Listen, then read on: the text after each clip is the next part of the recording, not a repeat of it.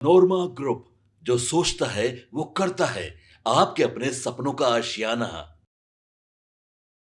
NDA गठबंधन का क्या होगा? क्या भारतीय जनता पार्टी एनडीए गठबंधन के घटक दलों को एकजुट रखने में कामयाब हो पाएगी? ये सारे सवाल चल रहे थे तब जब आज से 10 दिन पहले चिराग पासवान लगातार बयान दे रहे थे और उनके बयानों पर रिएक्ट कर रही थी जनता दल यूनाइटेड और हिंदुस्तानी आवाम पार्टी। लेकिन उसके बाद 10 दिनों के भीतर कई तरह के माहौल बदले हैं और एनडीए गठबंधन में ऐसा क्या हुआ है जिसको लेकर के आपने देखा भी होगा कि हम लगातार बता रहे हैं कि जब दिल्ली में एनडीए गठबंधन की बैठक हुई और प्रधानमंत्री ने सभी घटक दल के नेताओं को बुलाया तो उसमें बिहार के जो भी 5 दल हैं वो सभी शामिल हुए थे और 5 दल के नेता भी शामिल हुए थे। लेकिन उसमें चिराग पासवान बिल्कुल छुपे छुपे नजर आए तो हमने खबरों के माध्यम से बताया था कि आखिर चल क्या रहा है। अब जबकि चिराग पासवान पटना पहुँचे, इतना बड़ा भव्य कार्यक्रम था, इसमें सभी पहुँचे, लेकिन चिराग पासवान की उपस्थिति नहीं हुई। हो सकता है कि ये कार्यक्रम चूँकि कुछ अलग कार्यक्रम था इसलिए चिराग पासवान नहीं गए होंगे। लेकिन इन सब के बावजूद जिस तरह का स्टेज से मंच से भाषण हुआ, जदयू और बीजेपी एकजुट दिखी, उससे साफ लग रहा था कि कुछ न कुछ कहानी तो हुई है। इन सभी बातों को लेकर के जो वर्तमान परिस्थिति बनी है वो साफ साफ इशारा कर रही है कि इस परिस्थिति में एक बात तो साफ है कि चिराग पासवान जिस तरह से अपनी स्थिति को लेकर के आगे बढ़ रहे हैं और जिस तरह वो उस कार्यक्रम के तहत जब सीतामढ़ी के पुनौरा धाम में माता सीता के मंदिर का शिलान्यास चल रहा था, वहीं चिराग पासवान पटना में अपने घर पर पूजा कर रहे थे। इस बात को देख करके ऐसा लग रहा था कि चिराग पासवान शायद एनडीए गठबंधन में अलग थलग पड़े हुए हैं और अलग अलग रह रहे हैं। बिहार विधानसभा चुनाव से पहले अचानक से चिराग पासवान की चुप्पी बहुत सारी कहानियों को जन्म दे रही है। चिराग पासवान चुप क्यों हुए हैं? जो इतने मुखर थे और चिराग पासवान को लेकर के ये बात कही जाती थी कि चिराग पासवान वर्तमान स्थिति में एनडीए गठबंधन की सरकार बनाने में एंकर का काम कर रहे हैं। अगर वो नहीं तो एनडीए गठबंधन की सरकार बनने में मुश्किलें आएंगी। लेकिन इन सब के बावजूद आपको बता दें कि चिराग की चुप्पी का असली राज क्या है। भाजपा से भी दूरी बना करके रह रहे हैं और इस बदले हुए परिस्थिति का आखिर मामला क्या है, इसके पीछे की कहानी क्या है। एक तरफ आपने देखा होगा कि 2020 के चुनाव को लेकर के ये कहा जाता है कि भारतीय जनता पार्टी ने ही नीतीश कुमार को कमज़ोर करने के लिए चिराग पासवान को हथियार बनाया था। लेकिन उसके बाद एक तरफ जहाँ जदयू कमज़ोर हुई, वहीं दूसरी तरफ चिराग पासवान भी 1 साल के अंदर ही बहुत कमज़ोर हो गए। उनके 6 में से 5 सांसद उनसे अलग हो गए और अकेले वो पड़ गए। पार्टी टूट गई और पार्टी का नाम भी बदलना पड़ा। अब क्या चिराग पासवान इन सबको झेलने के लिए तैयार हैं? वर्तमान जो परिस्थिति बनी है उसमें 2025 के चुनाव को यदि गंभीरता से आप देखें तो चिराग पासवान की स्थिति एनडीए गठबंधन में बेहतर नज़र आ रही थी। ऐसा लग रहा था कि चिराग पासवान जो काम कर रहे हैं वो निश्चित रूप से बेहतर काम है और चिराग पासवान उसके लिए एनडीए गठबंधन में सबसे ज़्यादा जरूरी बन गए हैं। लेकिन अचानक से बिहार विधानसभा चुनाव के बीच राज्य का सियासी पारा फिर से बढ़ गया है। इस बीच खबरें आ रही है कि सत्तारूढ़ गठबंधन में सब कुछ ठीक नहीं चल रहा है। चिराग पासवान से भारतीय जनता पार्टी का आला कमान नाराज दिख रहा है। सूत्रों की माने तो बीजेपी ने चिराग पासवान को चुप रहने की हिदायत दी है। हालांकि चिराग पासवान जिस तरह से बयान दे रहे थे, उनके जीजा अरुण भारती जो कि जमुई के सांसद हैं वो बयान दे रहे थे, उनकी पार्टी की तरफ से जो बातें सामने आ रही थी वो कुछ अलग ही कहानी कह रही थी। ऐसा लग रहा था कि वो एग्रेसिव पॉलिटिक्स कर रहे हैं और उनके रैलियां भी लगातार हो रही थी जिसमें अच्छी खासी भीड़ भी जुट रही थी। उस रैली के मंच से चिराग पासवान जो बातें कर रहे थे वो बातें भी एनडीए गठबंधन को शायद नागवार गुजर रही थी। दरअसल नीतीश कुमार की पार्टी जनता दल यूनाइटेड के नेताओं की नाराज़गी साफ बता रही है कि कुछ न कुछ हुआ है। सूत्रों की माने तो चिराग पासवान द्वारा लगातार बिहार सरकार के खिलाफ दिए गए बयानों को लेकर के जेडीयू ने नाराज़गी दर्ज की और भारतीय जनता पार्टी इन शिकायतों को स्वीकार करते हुए चिराग पासवान पर विराम लगा दिया है। सूत्रों की माने तो एलजेपी चीफ और केंद्रीय मंत्री चिराग पासवान लगातार एंटी नीतीश बयान दे रहे थे। जिस तरह से नीतीश कुमार की सरकार को कटघरे में खड़ा किया था, कानून व्यवस्था को लेकर के उन्होंने आलोचना की थी और बिहार की पुलिस को निकम्मा बताया था, उसके बाद से याद होगा आपको कि चिराग पासवान के इस एग्रेसिव बयान के बाद से जनता दल यूनाइटेड की तरफ से प्रतिक्रिया आई थी। नीरज कुमार ने तो बहुत सारी बातें कह दी थी। लेकिन इन सब के बावजूद माना जा रहा है कि बिहार चुनाव के मद्देनज़र इस मुद्दे को बीजेपी ने गंभीरता से लिया है और जल्दी ही बीजेपी आलाकमान चिराग पासवान से क्लोज डोर मीटिंग भी कर सकता है। हालांकि एक मीटिंग तो आपको याद होगा कि जेपी नड्डा के साथ उनकी हुई थी, जिसकी चर्चा भी हमने किया था। इन सारी बातों को लेकर के जो वर्तमान परिस्थिति बनी है उसमें एनडीए में एकजुटता को लेकर के चिंताएं बढ़ी हैं।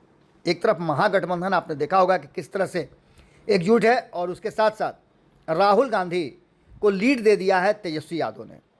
इसके बाद से परिस्थितियां बहुत बदली हैं और एनडीए गठबंधन और इंडिया गठबंधन के बीच का टकराव जो है, दूरियां जो जीत हार की है वो और घटी हैं। भारतीय जनता पार्टी समय समय पर साफ तौर पर कहती आई है कि बिहार में सत्तारूढ़ गठबंधन का चेहरा नीतीश कुमार ही होंगे। हालांकि ये बात चिराग पासवान भी लगातार कहते रहे हैं। चिराग पासवान ने हर बार, भारतीय जनता पार्टी ने नहीं भी कहा है तब भी चिराग पासवान ने कहा है कि नीतीश कुमार के नेतृत्व में 2025 का चुनाव लड़ा जाएगा और वही 2025 के बाद मुख्यमंत्री का चेहरा भी होंगे। लेकिन इन सबके बावजूद बिहार सरकार पर उंगली उठाना या कानून व्यवस्था को लेकर के चिराग पासवान का बयान नागवार गुजरा है और जिसके कारण भारतीय जनता पार्टी को शिकायत की गई और शिकायत का असर ये हुआ कि चिराग पासवान पटना में रहते हुए भी मीडिया से बातचीत करने के दौरान बहुत संयम बरत रहे थे। चुनावी साल में प्रधानमंत्री नरेंद्र मोदी ने बिहार के कई दौरे किए हैं और जनता को यह संदेश दिया है कि राज्य में एनडीए गठबंधन मजबूत है। एकजुटता को देख करके ही बिहार की जनता एनडीए गठबंधन को वोट करेगी। चिराग पासवान ने जब भी बिहार चुनाव लड़ने की बात कही है तब से लगातार भारतीय जनता पार्टी की भूमिका और उसमें आगे क्या होने वाला है इस पर संशय पैदा होता रहा है। चिराग पासवान बिहार आने, बिहार में चुनाव लड़ने और 243 सीटों की बात करते जरूर हैं, लेकिन उसका अर्थ दूसरा है। पर जनता के बीच में इसके संदेश क्या जाते हैं ये आप अच्छी तरह से समझ रहे हैं। जब चिराग पासवान ने 243 विधानसभा सीटों पर लड़ने का ऐलान किया है तब उनका यही कहना रहा है कि जो भी दल लड़ रहा हो, जिन सीटों पर भी लड़ रहा हो, चिराग पासवान उन सभी सीटों पे चुनाव प्रचार करेंगे और वो सभी सीटें उतना ही इंपॉर्टेंट है जितना लोक जनशक्ति पार्टी की। लेकिन इसको अलग ढंग से प्रस्तुत भी किया जा रहा है कि चिराग पासवान 243 सीटों पर लड़ने की बात कर रहे हैं। खैर, इन सारी बातों को लेकर के जो वर्तमान परिस्थिति बनी है उसमें एनडीए गठबंधन के भीतर जिस तरह से आपने देखा भी होगा कि चिराग पासवान के रहते खास करके दो दल बहुत परेशान रहते हैं, हिंदुस्तानी अवाम पार्टी और राष्ट्रीय लोक मोर्चा। एक तरफ जहाँ ये कहा जा रहा है कि चिराग पासवान की सीटें कम की जा रही है इसलिए चिराग पासवान नाराज हैं, तो दूसरी तरफ हिंदुस्तानी अवाम पार्टी के सुप्रीमो जिस तरह से जीतन राम मांझी ने चिराग पासवान को कटघरे में खड़ा किया और जिस तरह आशान्वित दिख रहे हैं उपेंद्र कुशवाहा कि उन्हें अधिक से अधिक सीटें मिलेंगी, 24 सीटों का 23 सीटों का वो डिमांड कर रहे हैं, तो इसको देख करके ऐसा लगता है कि कुछ तो बात है जिसकी पर्देदारी है। लेकिन बदली हुई परिस्थिति में एक बात साफ नज़र आ रहा है कि चिराग पासवान ने जिस तरह से चुप्पी साधी है उससे साफ लग रहा है कि दो ही बातें हो सकती हैं। एक, या तो चिराग पासवान वक्त का इंतजार कर रहे हैं और दूसरा कि चिराग पासवान को प्रधानमंत्री नरेंद्र मोदी से कोई संकेत मिला है जिस संकेत को लेकर के वो चुप्पी साधे हुए हैं। दोनों ही परिस्थिति में अगर ऐसा कुछ होता है तो एनडीए गठबंधन और खास करके बिहार में चुनाव लड़ा जा रहा है उसको लेकर के एक अलग तरह की परिस्थिति बनती हुई दिखाई दे रही है। चिराग पासवान निश्चित रूप से वर्तमान स्थिति में एनडीए गठबंधन के बैकबोन है, इससे इनकार नहीं किया जा सकता है। लेकिन अगर चिराग पासवान सीट शेयरिंग के समझौते को लेकर के परिस्थितियां बिगड़ती है तो ऐसी स्थिति में बहुत सारी समस्याएं सामने आएंगी। लेकिन इन सब के साथ साथ जिस तरह से चिराग पासवान ने अचानक से चुप्पी साध ली है, अचानक वो चुप हो गए हैं, उसको लेकर के यही कहा जा सकता है कि कहीं ना कहीं भारतीय जनता पार्टी और जो वो बार बार कहते हैं कि वो प्रधानमंत्री नरेंद्र मोदी के हनुमान हैं, तो कहीं ऐसा तो नहीं है कि प्रधानमंत्री नरेंद्र मोदी ने कुछ समय के लिए उनको चुप रहने की हिदायत दी है। अब देखना होगा कि क्या कुछ निकल के सामने आता है। लेकिन एक बात तो तय मान के चलिए कि चिराग की चुप्पी ने बिहार के राजनीतिक माहौल में खलबली जरूर मचा दी है। अब इस पूरे मामले में दो ही बातें हो सकती है कि ये क्षणिक हो या फिर परमानेंट हो। दोनों परिस्थिति एनडीए गठबंधन के लिए सुखद तो नहीं कही जा सकती है।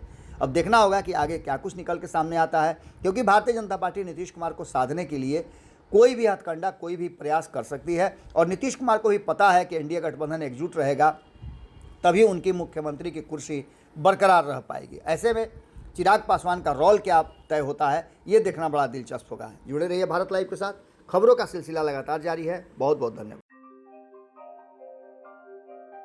आपके सपनों को हमने सजाया है, ई होम्स पैनोरामा को हमने बनाया है। ई होम्स मेरा एक सपना था जिसपे मैं पिछले 4 साल से काम कर रहा था।